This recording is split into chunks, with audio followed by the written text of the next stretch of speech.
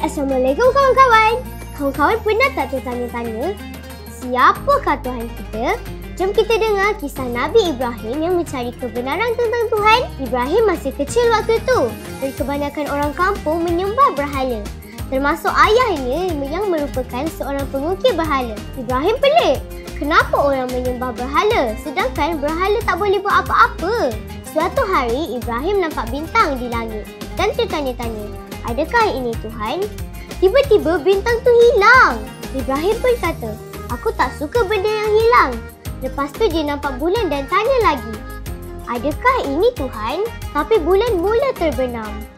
Dan Ibrahim pun kata, aku tak suka benda yang terbenam. Kemudian Ibrahim nampak matahari. Dan bila ia terbenam, Ibrahim sedar semua benda ni ada batasan. Ibrahim tahu Tuhan sebenarnya tiada batasan. Jadi Ibrahim pun berkata, aku akan sembah Tuhan yang menciptakan bumi dan langit. Dia maha berkuasa.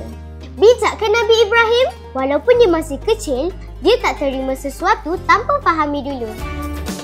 Tobago, protect your wrist with us.